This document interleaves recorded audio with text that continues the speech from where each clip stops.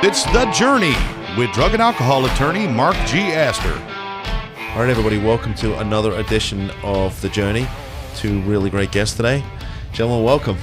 How are you? I'm good. I've got my good friend Levine, who is Director of Business Development for Archstone Recovery, and Moshe Yachnes, who's the CEO of Archstone. Thank you. And it's interesting because I sort of both knew you separately in different worlds, and we've sort of collided now, finally. So I'm really excited to have you on, and I had a chance to see the campus, which you've done an amazing job with, and it's really nice. So welcome. So I got to do one of you at a time, and because Russell told me that he worked with the Grateful Dead for a bunch of years, I'm going to start with Mo. Absolutely. So, I did not know that about you.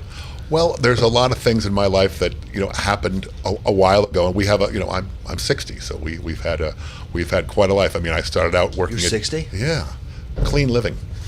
I started out working at WBCN in Boston as a in their listener lounge, and that's where I met all these rock stars, and I said, this is the life. Sex, drugs, and rock This and roll. is the life I want. Ian Dury, right? That's what it was big. It was punk rock was back then, but I was a Deadhead. And I was the scorn of the station because I was always talking about the Dead. And when it was funny when Jerry Garcia would come into the station every now and then, they'd make fun of me by making sure there was like a listener line because they'd run a contest, so I couldn't go in and say hi to Jerry and things like that. But that's how I met the band. That's how I met Eileen Law and Susan, and they worked for the production company. So one day I just called them and I said, I want tickets. And they just it was easy. They kept giving me tickets. And then I ended up meeting the band out in Oakland in 1979, and we were at a hospitality suite, and they ran out of beer. And I went to Bob Weir. I went, wow, so you guys who's Bob Weir? Bob Weir, I'm sorry. Because I'm ignorant to this stuff. Bob Weir is the rhythm guitarist. Jay's looking at me. Jay's laughing because he knows exactly what you're talking about. The rhythm guitarist for the Grateful Dead. And he had been with them since 1965 when he was 16 years old. And, he was a young kid when he started. And he grew up, as a lot of us did, with the Grateful Dead. The Grateful Dead was his family. And, that's quickly, and that's where I learned a lot of things about recovery and how important family is and fellowship is. But so we're in the hospitality suite and we run out of beer, and I'm like, I don't know much about this, but you guys are rock stars and you don't run out of beer. And this was like in Kansas City or something. And so the next night we were in Indianapolis. The same thing happened again. I was like, and I can't run out of beer. I'm a burgeoning alcoholic, and all of a sudden there's no beer. I'm the guy who hides beer everywhere, and I was probably 16, 17 at the time, and we don't run out of beer. It's terrible. And I figured this is why I'm hooking up with these guys, because they'll never run out of beer. And all of a sudden we run out of beer again, and Bob goes, here's a credit card. He goes, sign it, Jerry Garcia. They'll never know. I kept that job. He goes, you're now in charge of the hospitality suite. I kept that job from 1979 to 1992 amidst all the turmoil and the popularity of the Grateful Dead, and from starting out with little tiny hockey rinks to giant arenas. And I never went, I wasn't an official employee per se. I didn't get paid, but we had all the backstage passes we want. And we did some trading for different substances. So what were you doing during the day? What was your sort of day job? And I was a bartender in Austin, Mass. But I didn't really work much because we made money selling T-shirts. We made money, selling veggie burritos. We made money doing other things. We had a whole tour that the tour would last 2 months, and then we'd have like a month off, and we'd go back again. So on the months off, I'd be bartending, and on tour it was easy to make. Well, you had all these backstage passes. So were you like, when you worked at a bar, were you like the guy that everybody knew worked for the Dead? Oh yeah, everyone knew I worked for the Dead in a not an official capacity, but I'm the guy. You need tickets, you need this, you need that. I'm the guy. You'll know where to find me. I'll be at the hotel room. Every night at the hospitality suite, we'll be there. If you wanted to go to the hospital, if you wanted to meet the band, I was the guy to talk to. I brought in, one night in Philadelphia, we brought The Clash. We're in the same hotel, and one night, this is the great night of history. There was The Clash, Tom Petty, Bob Dylan, Chrissy Hynde from The Pretenders. They were all there. And so I invited them all Jay up. is about to salivate, you know that, right? I invited them all up for a party, and The Clash came in, and I got in so much trouble because I had met The Clash back in my BCN days. And they're cutting hair, the Deadheads, and Phil, the bass player, came to, I know, Jay's laughing because, what do you mean, you don't know who Phil is? We all know who Phil is. And, because we were going to mess the whole, somebody could have got hurt. I'm like, really, Phil, of all people, you're worried about, who to get hurt? But from there, I learned, all about family and fellowship and how to really, they were genius marketers, letting people tape and letting people get involved with themselves. And the beauty of a, treatment is the involvement of your staff, the involvement of the people around you, the people you hire are so important. A lot of the bands, the roadies were the most important people there, like our techs are the most important people there. A lot of the people now that I know that have been in other bands, they have a lot of serious health issues. They've had no health insurance. But the Grateful Dead always took care of their people. And that is the most important thing. If you take care of your people in business, as you know, and Mo knows, that's how to make sure your clients are taken care of, because the caring goes, and that's what Archstone is all about, is the caring and the love. Yeah, I mean, just from what I saw yesterday, it's going to be it's going to be great. Really great. So I'm going to go back a second because there's a lot of interesting stuff here. Yes, there is. You skipped a whole bunch of stuff. Yes, I did. I'm going to get to Mo because his dad was a rabbi, and we'll probably have to do the whole, we've got to get there. And having been raised in an Orthodox family, I know how important that stuff is. So was there, because they say that we sort of use the phrase sex, drugs, and rock and roll, but was there a lot of drugs going on? Yes, there was a lot of drugs. I did a lot of drugs. I drank a lot. There was a lot of fun. I had a great time. And so one night we didn't talk about this, but the end, we would stay at the same hotel a long time for like 18 straight nights so we played Madison Square Garden, Nassau Coliseum, and the Meadowlands. Did you go to every concert? Ever, of course. Yeah, and where were you, backstage? Right by the soundboard. I was a soundboard guy. There was Heineken's right there. You can't really hear backstage. There's no fun backstage. It's a bunch of people standing around, and you can't hear. The action is out front, and the soundboard is where you can hear it the best. That is, his left ear still doesn't work. The Dead sound system is so good, and it's so crystal clear. And on the board, you have your own little space, and you have your own little personal bathroom, and we have your passes, and you can kind of do what you want. And you have beer there, where you don't have to get up and go, God forbid, and walk and get beer. You don't want to miss anything, and it's very comfortable. They always had Heineken's there, and I had my spot, and that's where I was for years, and that was my spot. And so we would go back to the same hotel, either the Four Seasons or the Ritz. All at that point, it wasn't the Holiday Inns anymore, and it was nice. We just took it for granted, $600, $700, $800 a night hotel rooms every night. And I went back to my room one night, overlooking, Central Park, gorgeous in the fall. Leaves are, stunning. And I just started crying and crying and crying and crying and crying. And I was like, I have nothing. Everything I have is fake. All my friends are based on this, and I don't really have a real life. And I guess I didn't know what alcoholism was or drug addiction was, but I had it. I just had no soul left. And I said, I have to stop. I'm losing 10 friends a year to drugs and alcohol, and I have to stop. And I just said, I'm done. And I said, okay. And my idea was, now my life is going to be much better. It's going to be, because it's easy to stop drinking and doing drugs. It's just, I'll just get a job like a regular human being. I had saved up some money, and everything's going to be okay. And it wasn't. I got out, and all of a sudden, I had a giant hole in my soul. My ego was like shot. I was now no one. I had nothing. Did you miss the rush of being with the band? Well, 1,000%, and no amount of cocaine. No amount of alcohol, and alcohol and cocaine mix makes a wonderful combination of a whole new drug, and it really affected my brain. I'm better now, but at the time, it really affected my brain. It grows back, and I was lost, and so I had nothing to do. I didn't know what to do. I knew I had to do something, and so I got to do something with my money, and so I bought a liquor store. Probably not, and not just a little liquor store, a big liquor store on the way to Cape Cod. And to tell you what alcohol and drugs do to you, and do to your mind and your ego, the owner, who has run a successful business for 18 years, said he was going to Cocoa Beach, Florida, to buy a Dairy Queen. He said to me, Russell, I know everyone in the neighborhood. I know every person in the neighborhood. I'll stay on for free for 6 months before I go to Cocoa Beach to help you with this and show you how to. This is his baby, and I'm taking over his baby. He wanted to make sure his baby was okay. Russell Levine, as I say a lot in meetings, super genius, Wile E. Coyote, the man who knows all. I got this because I've run so many businesses in my life. This should be easy. I'm Jewish. You buy low, you sell high. How tough can it be? You know, it's simple. Funny thing about the liquor store business, it's not like that. You got to buy all this vodka at the exact at the key moment to get it at the right price to sell it at exact cost. So you bring people in. And I was like, what? And you make your money on like cans of soda and a little, beer and like, 10 cents a bottle on cans. And I'm like, that takes too long. I'm much too busy for that.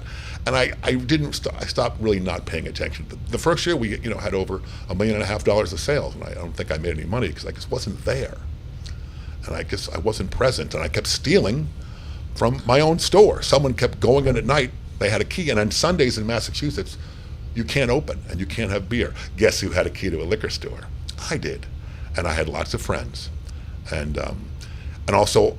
At that point, I kept getting more DUIs, and I had DUIs back when I was working for the Grateful Dead, and I ended up having a lot of DUIs. I got my license now; it's okay, but it just, I went away for a while there, because driving without a license, and then I went through my first treatment that way. I had a choice of either going to jail for 30 days or going to treatment for 2 weeks, and reluctantly. I was like, the alcoholic's dilemma. Do I go to jail? Do I go to treatment? I went to treatment for 2 weeks and pretended to learn a lot. And as soon as I got out, I started drinking and smoking. So when did you finally go into recovery? 2005. Okay. I went to I went to DAF in '98, stopped doing drugs, then my drinking took off. But in 2005, my probation officer said, I finally, for years, judges were telling me, go to meetings. I was smarter than the judges. I was smarter than the police. All you have to do is write your name down on those pieces of paper and crumble them and use different color pens. They'll never know. Probation does not care. They just want their $50 a month. I finally met a probation officer who did care, made me go to AA meetings, had 2 different ankle bracelets, one for satellite and one to make sure I wasn't drinking, and made me go. And I sat in the back. I went to Crossroads, sat in the back for 6 or 7 months and went to meetings, and I'm like, yeah, this is all very nice. There's a bunch of born-again Christians here. They're smiling. Yes, we're sober. Isn't it wonderful? I hated them all. Didn't really pay attention. I heard a guy named Pacer Bob one day speak, and he changed my life. I was like, wow, that is the same feeling I have. And look at this guy get through this. How did he do that? Went up to him, met him. He introduced me to everyone he knew. He knew everyone. And I started moving up, and I started sitting in the middle row so I could hear more. I started paying attention. And I started sitting up front and started meeting people. And I go, wow, these people are just like me. They're insane.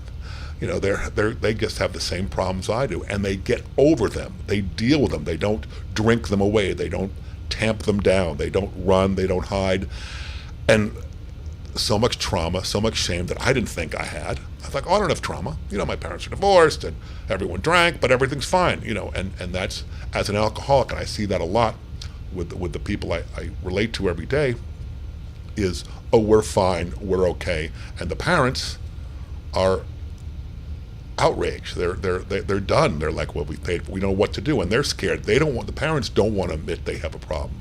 Because they grew up, oh no, we don't talk about this. Our kids are fine. Our kids are perfect, and we're not. We're drinking, and we learned it from our parents. Crazy. And, yeah, it's a giant cycle. So Mo, I want to talk about your background, but you have a clinical background, right? Yes. And also, so you and I met through the Jewish Family Services, the substance use committee. Yes. Yeah. So there's a couple things that Russell talked about that I thought were real. Other than the Grateful Dead, which is a fascinating story in and of itself, a Jewish guy with the Grateful Dead, no less. That's even more. Jay's really starting to relate now. But the whole issue of the denial, I think that's huge. We could talk about that. And also, one of the reasons we had the committee over at JFS was because, in the Jewish community, it's not, especially the Orthodox community, the whole idea of, addiction and mental illness, that's something that's sort of not really talked about, right? It's kept within the community. Yeah. So, let's talk about that. Maybe talk about you know what? Tell us a bit about your background, because you shared with me some interesting stuff before. Sure. So I grew up down in Miami, actually. My father's a rabbi, my parents are community people. And just as a kid, seeing people walking in broken, crying, hurt, and, you know, speaking in the back in my dad's office and walking out smiling, and the certain, just from observing that process is just serenity. That was my childhood. That's what I observed, and I respect and appreciate that process a lot. I fell into addiction treatment when I was living in New York at the time. I needed some side money, and there was a small 15-bed dual diagnosis adolescent facility. It was out in Westchester County, Mount Vernon, New York, and I decided to work there. And I was there for about 6 months, and then I got promoted to weekend supervisor, and that's really where I fell in love with the inpatient residential feel of treatment. Because what happens is during the day, the dialogue is around change and around identifying triggers and understanding the processes and the reaction, and then they have a chance throughout the evening and to really process that and to build a community, and that creates an environment of vulnerability. And the people that are there challenging their status quo really start to become vulnerable and talk about some of the challenges, and then they realize that they're not so lonely. They're not the only person dealing with X, Y, and Z issue, whether it's trauma, whether it's self-esteem issues, whatever it is at the core. Their behavioral choices is what links them together, and they start to realize that. And that sense, well, Russell, you mentioned that sense of community really takes place in a residential environment. And so I followed that, just that passion. I graduated from Fordham University to become a clinician, actually, in New York. And I did some clinical work, both in residential settings and in outpatient settings. I used to, had a private practice. I would refer folks that needed a higher level of care to inpatient programs. And I did that. I was clinical director in a couple of different agencies. And then I just moved into the business of treatment, because what I saw was an issue that folks were not able to get to the right place in the right time and treat it in the right way. So that was frustrating for me to see and to watch. So I changed my skill set, if you will, and I really spent years studying the business of treatment and understanding what it takes to build a program, to incorporate all the different pieces. Personnel is probably the single most important component of building a strong organization. And Russell, you mentioned the behavioral health tech component to it. I believe that a conversation that a person has with their primary therapist is equally as important and can be equally as influential as the conversation they have while they're smoking a cigarette on the bench with the BHT, with somebody who's there, who's been through recovery, understands their process. And that's really what Archstone is built around. It's built around personnel, who understand treatment from a systemic perspective and who can incorporate their personal, not only story, but their personal relationship with the people that we serve. Right. So what was the facility you have now? What was that before? So Archstone has been around actually since 2001, and one of the reasons why we acquired Archstone was very strategic, because they did some great work. They've been around the community. They're entrenched in the Lantana, Palm Beach County area. Our first event actually recently was an alumni event. We had over 50 people come, and our goal from a business perspective was to celebrate the courage of the folks that have been through Archstone. That's something that we're heavily invested in and working to try to help support in any way possible. It also serves as a link to our current patients who are currently at Archstone seeking treatment, working through their recovery. It creates a bridge to the outside world. Folks that have been through the process, that understand the chaos and understand the processes, they can learn each other and understand each other and can help develop a clear roadmap for their long-term recovery. Yeah, when I was there yesterday, it seems like other than the structure of the building, there's new paint, there's new floors. It just smells like it's brand new. Yeah. So it looks like you've poured a ton of money into the place too. Sure. Yeah. We're invested in building a quality program. Like I said, there's the clinical aspect of it, which is first and foremost.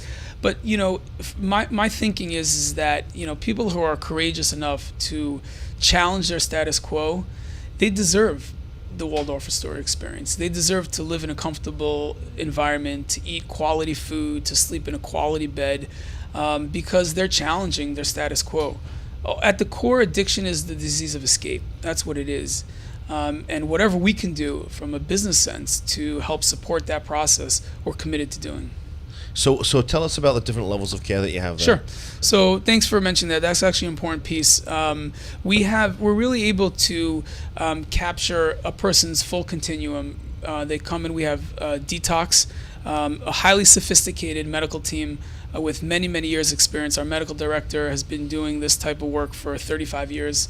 He really understands. He's a neurologist by background, so he really understands the condition of addiction.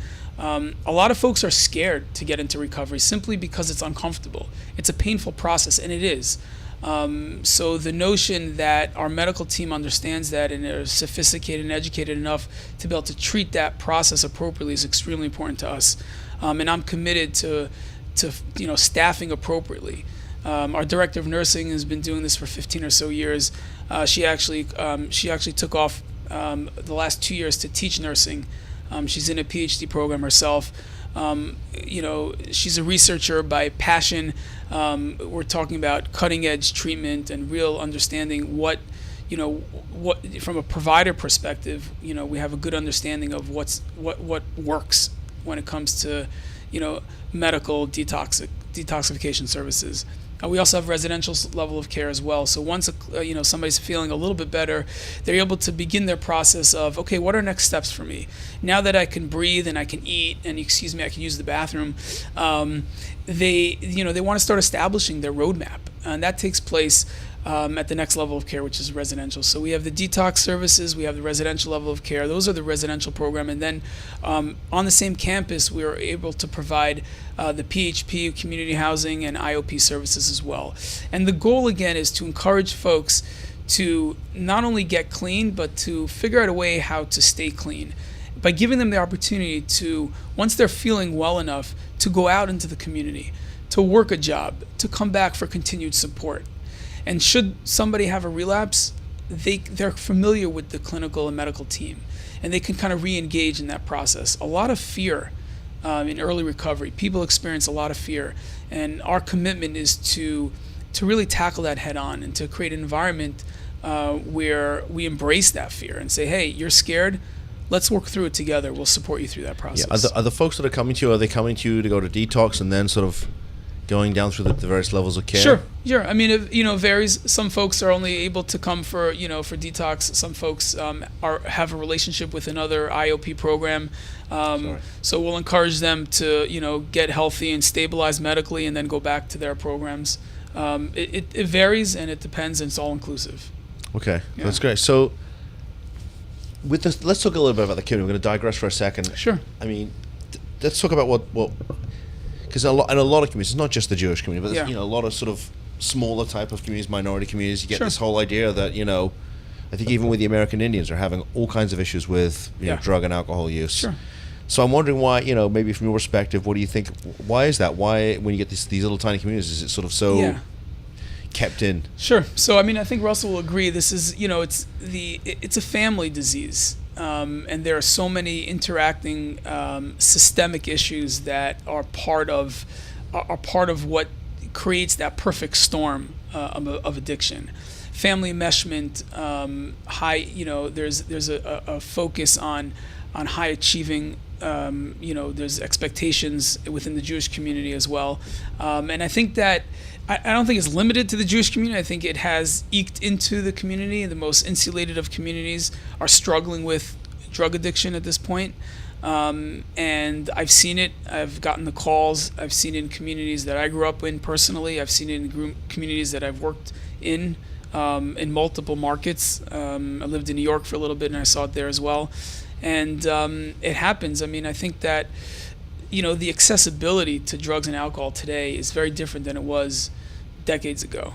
I mean, you can have a kid that's in high school or in college that's can have a dealer come to their doorstep from an app that they download on their phone. So the external presentation might look different, but the internal struggle, that loneliness, the void, is ever present. And through social media and other platforms, I think drugs are more accessible today than they were in the 70s and 80s. And that creates that epidemic that we're all seeing. The other thing is, we had, do you know who Luis Garcia is? Yes. Sure. So Luis was here last week. We did a Narcan training, and one of the things that we talked about was why was it back in, say, even the 70s and 80s, when you had all these guys, these rockers doing tons of drugs, and yet they didn't seem to be dropping like flies, right? I mean, it was rare to hear about an overdose, and yet we read about overdoses all the time, not just here in Florida, but everywhere. And I think the one factor that is really changed things is fentanyl. Our right? drug supply is poisoned. Yeah, our drug supply. I mean, it's not pure heroin or pure coke. I mean, I shouldn't use the word pure, but you know what I mean. It's not. Yeah. Fentanyl is the absolute killer, and that'll knock somebody out of the game right out of the gate. I mean, and I just wonder from your perspective what you're seeing in terms of how that's affecting your ability to do treatment and stuff, because the drugs are so much more potent today. Yeah. Well, I know I'm a believer. Long-term recovery. Abstinence. That's how I recovered. That's how everyone should recover. I don't feel that way anymore. Because of fentanyl, people are dying, and before I was like, oh, you're on Suboxone, you're not in recovery. That's crap. The road for me, recovery is positive change. I don't want people to die, and if you can capture recovery, using medication, more power to you. I am not a doctor. I don't want to tell you. The doctor knows best, and we support all forms of recovery at Archstone. And whatever, we don't have one. There's not one path for all. There's many different paths. Yeah, it's interesting you say that, because when I first started doing this several years ago, I got into I was giving a talk over actually at a library in Delray, and somebody asked the whole idea of medically assisted treatment, and I said, well, to me that just seems to be taking an illegal opioid and swapping it for a legal opioid. And when the conversation was over, after we'd done with the presentation, a mom came out to me and she said, I got to disagree with you. And I said, well, what didn't you agree with? She said, my son was an addict for many years, went through multiple treatment centers, and the one thing that saved him was medically assisted treatment. And so, yeah, I get it. He has to take a medication every day that's technically a controlled substance, but it keeps him alive. And that really changed my perspective on things. Because when the choice is death or taking some kind of legally controlled substance, I mean, it's a no-brainer, right? Yeah, I mean, just to comment on that, addiction is a disease. It's a disease of escape, but there's physiological dependency that's developed, and the way I think about it is similar to hypertension or diabetes. Essentially, it's a lifelong challenge, and just like that diabetic, if he fails to modulate his blood sugar appropriately, he's going to end up with a relapse, and he could end up in the hospital or worse. And that's something that he needs to just acclimate his life accordingly. He needs to understand that after each meal, he needs to, take his blood, find out what the sugar levels are and so on. And the hypertension is the same way. Whether it's exercise, it's daily intervention to maintain that quality of life and real health. And the other important component to this is, really understanding the admissions process of a treatment center, and that is to get a very comprehensive diagnosis, because that's going to dictate the roadmap for that individual. So we have, obviously we have an admissions team, and within the first 24 hours, an individual is going to be seen by a nurse, by the medical director, by a primary therapist, to understand what they're struggling with, what the backdrop is, and what the systemic triggers are. And that kind of wholesome diagnosis out the gate is really going to dictate their roadmap, ultimately leading them to long-term recovery. Whether it's an MAT track or whether it's an abstinence track, that's going to be determined after that diagnosis is done in an efficient way. So, the idea that it's a disease of the brain, right? Yeah. Like, or it's just a disease like cancer or diabetes. Is that a conversation you have with some of the families? Because I know I do, and it's not an easy one to have. They're like, because sometimes you can't get both parents on the same page. Sure. Mom, thinks one thing and dad thinks the other, and sometimes the dad's like, well, why doesn't he just stop?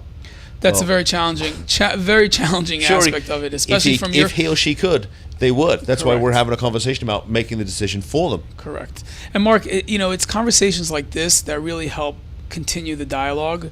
And it's a credit to you and to your team Thank you. for putting this together. Thank you again for having us. But really, it's your work, and it's the forum like this to help educate people, because you're in it, you do the work. We're in it, we do the work, but your average person isn't, and they're so overwhelmed by the chaos and the consequences, they don't even have the bandwidth to look at it objectively.